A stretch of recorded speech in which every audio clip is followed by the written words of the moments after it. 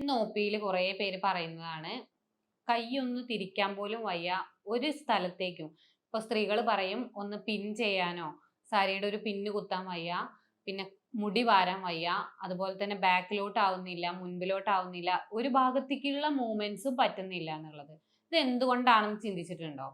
അപ്പോൾ ഇന്ന് നമ്മൾ വീഡിയോയിൽ പറയുന്നത് ഇതിനുള്ള കാരണങ്ങൾ എന്താണ്, ഇത് എന്തുകൊണ്ടാണ് സംഭവിക്കുന്നത്, ഇതെങ്ങനെ നമുക്ക് നിയന്ത്രിക്കാൻ പറ്റുന്നുള്ളതാണ്. ഞാൻ doctor Gopika, doctor Basil's homeo hospital, Pandikkad, Malappuram ജില്ല.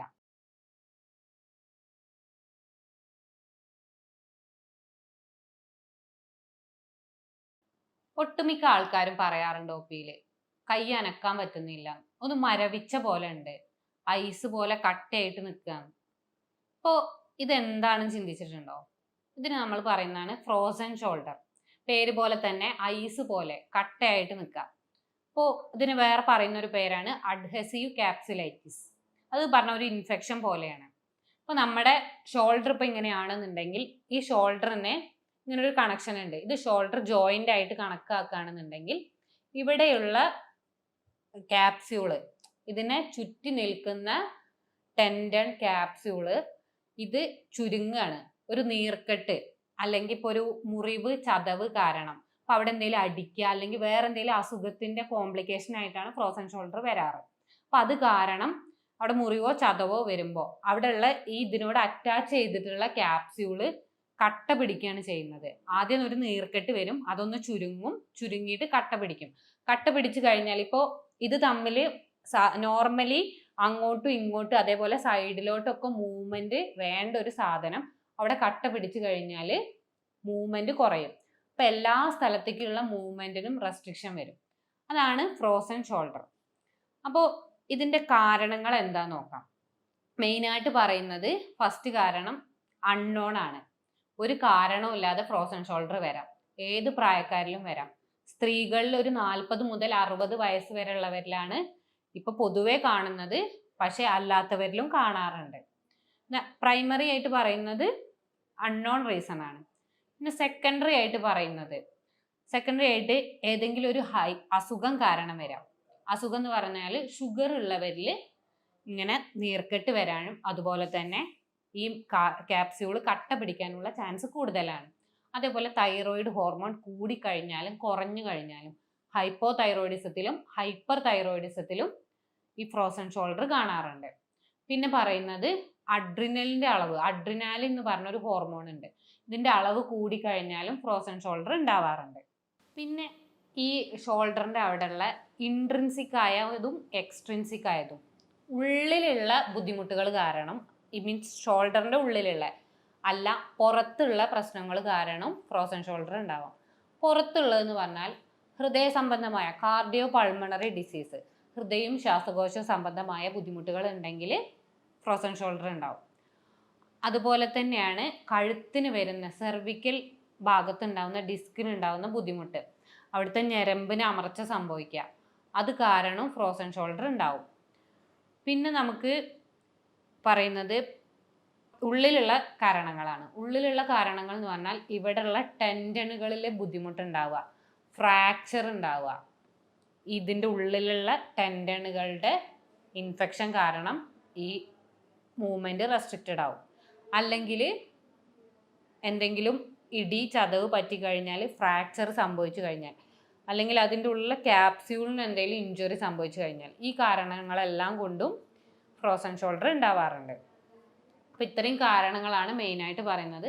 ഇപ്പോൾ ഒരു ഷുഗർ ഉള്ള വ്യക്തിയിൽ വരെ ഫ്രോസൺ ഷോൾഡർ ഉണ്ടാവാനുള്ള ചാൻസ് കൂടുതലാണ്. പിന്നെ ഇതിൻ്റെ ലക്ഷണങ്ങൾ എന്തൊക്കെയാണെന്നുള്ളത്, ലക്ഷണങ്ങളെ 3 തരത്തിലാണുള്ളത്. ഒരു പെയിൻ സ്റ്റേജ് ഉണ്ട്, ഒരു ഫ്രോസൺ സ്റ്റേജ് ഉണ്ട്, ഒരു തോവിങ് സ്റ്റേജ് ഉണ്ട്. പെയിൻ സ്റ്റേജിൽ എന്ന് പറഞ്ഞാൽ വേദന ഉണ്ടാവും, അതുപോലെ തന്നെ രാത്രിയായിരിക്കും വേദന വളരെയധികം കൂടുക, അതുപോലെ തന്നെ മൂവ്മെൻറ്റുകൾക്കൊക്കെ ചെറിയ രീതിയിലുള്ള റെസ്ട്രിക്ഷൻ ഉണ്ടാവും. ഇതൊരു 3 മാസം വരെയാണ് ഈ ഒരു സ്റ്റേജ് ഉണ്ടാവുക. അത് കഴിഞ്ഞാൽ ഫ്രോസൺ സ്റ്റേജിലേക്ക് കടക്കും. ഫ്രോസൺ സ്റ്റേജിലേക്ക് കടന്നു കഴിഞ്ഞാൽ ആ വേദന നമുക്കൊരു നിത്യേന അതൊരു ശീലമായിട്ട് മാറി, ഒരു യൂസ്ഡ് ടു ആവുകയാണ് ആ വേദന. അപ്പോൾ ആ വേദനയിൽ കൂടുതലോ ഉണ്ടാവില്ല, കുറവോ ഉണ്ടാവില്ല.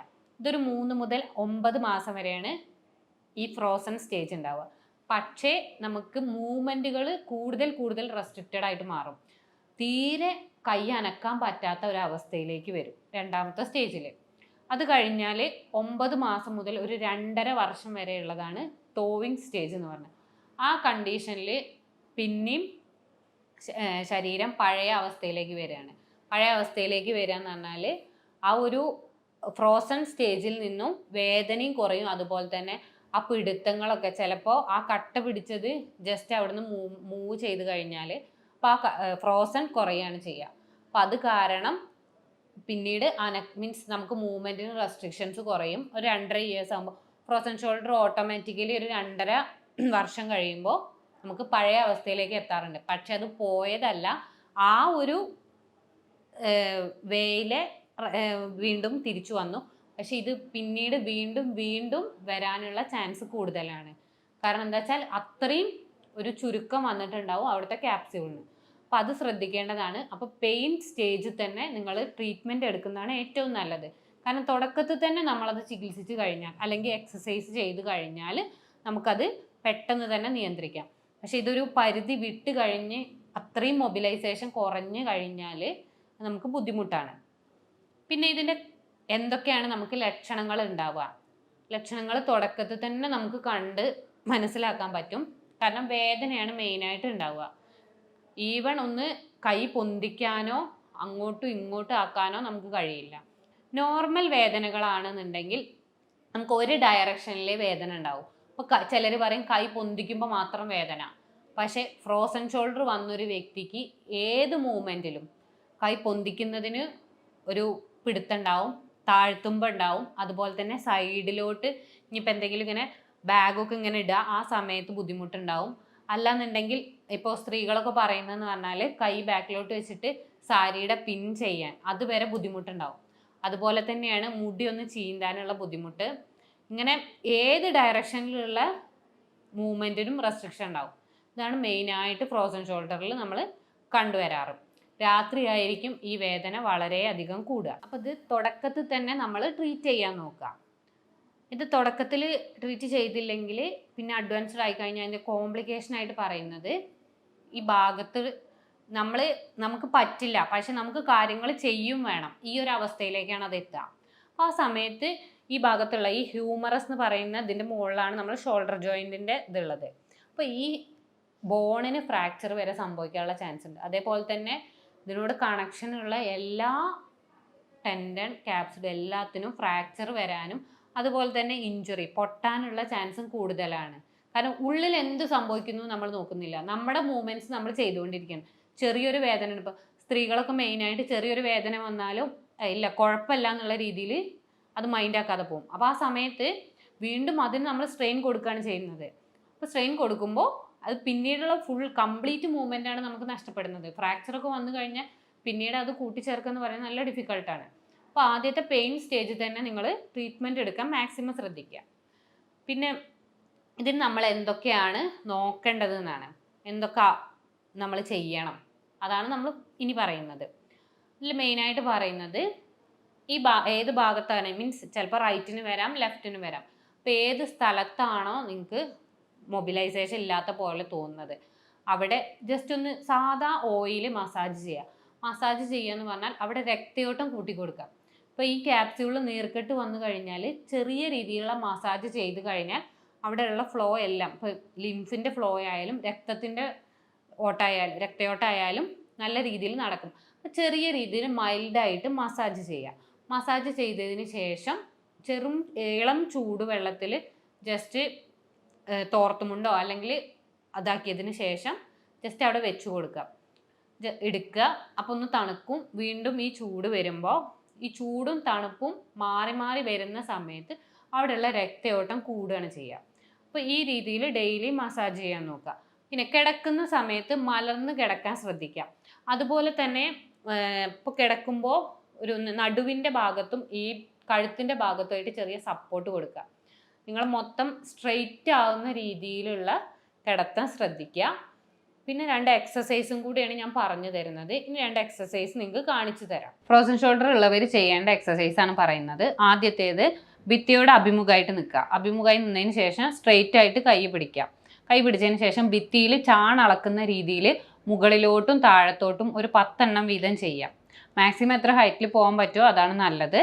ഇത് നിങ്ങളുടെ മൂവ്മെൻറ്റ്സ് കൂട്ടാൻ സഹായകരമാവും. ഇനി രണ്ടാമത്തെ എക്സസൈസ് ആണ്. ചുമരിനോട് ചാരി ഇന്നതിന് ശേഷം ചുമരിനെ തഴുകുന്ന രീതിയിൽ കൈ മുകളിലോട്ടും താഴോട്ടും റൊട്ടേറ്റ് ചെയ്ത് കൊണ്ടുവരാം. അപ്പോൾ അവിടെ മൂവ്മെൻറ്റ്സിലുള്ള നീർക്കെട്ടും ബുദ്ധിമുട്ടുകളും കുറയ്ക്കാൻ സഹായകരമാവും. ഈ എക്സസൈസുകൾ നിങ്ങൾ സ്ഥിരമായിട്ട് ചെയ്യുകയാണെന്നുണ്ടെങ്കിൽ നിങ്ങൾക്ക് സ്ഥിരമായിട്ടുള്ള വേദന, അതുപോലെ തന്നെ നിങ്ങൾക്ക് മൂവ്മെൻറ്റിലുള്ള റെസ്ട്രിക്ഷനൊക്കെ കുറഞ്ഞു വരുന്നതാണ്. ഇനിയും നിങ്ങൾക്ക് ബുദ്ധിമുട്ടുണ്ടെങ്കിൽ നിങ്ങൾക്ക് എന്നെ കോൺടാക്റ്റ് ചെയ്യാവുന്നതാണ്. ഞാൻ doctor Gopika, doctor Basil Soumya hospital, Pandikkad, Malappuram ജില്ല. ഞങ്ങളുടെ ഹോമിയോപ്പതി ചികിത്സയിൽ ഒരു രോഗിയുടെ ശാരീരികമായും അതുപോലെ തന്നെ മാനസികമായ എല്ലാ ലക്ഷണങ്ങളും കണക്കിലെടുത്തതിന് ശേഷം ഒരു യൂറോപ്യൻ നിർമ്മിതമായ സോഫ്റ്റ്വെയറിൻ്റെ സഹായത്തോടെ നിങ്ങളുടെ അസുഖം എന്താണ്, അതുപോലെ തന്നെ എന്തൊക്കെ മരുന്നുകളാണ് എന്ന് നിർണ്ണയിച്ചതിന് ശേഷമാണ് ഞങ്ങൾ ചികിത്സ നൽകുന്നത്. ഞങ്ങൾ യൂസ് ചെയ്യുന്നത് ജർമ്മനിയിൽ നിന്നും ഡയറക്റ്റായിട്ട് ഇറക്കുമതി ചെയ്ത പൊട്ടൻസി മരുന്നുകളാണ്. അപ്പോൾ നിങ്ങൾക്ക് നേരിട്ട് വരാൻ ബുദ്ധിമുട്ടുണ്ടെങ്കിൽ നിങ്ങൾക്ക് ഓൺലൈൻ വഴി കൺസൾട്ടേഷൻ എടുക്കാം. അപ്പോൾ കോൾ ചെയ്ത് കാര്യങ്ങൾ ചോദിച്ചതിന് ശേഷം മെഡിസിൻ നിങ്ങൾക്ക് വീട്ടിലെത്തിക്കുന്നതാണ്. അപ്പോൾ നിങ്ങൾക്ക് എന്ത് ബുദ്ധിമുട്ടുണ്ടെങ്കിലും താഴെ കാണുന്ന നമ്പറിൽ കോൺടാക്റ്റ്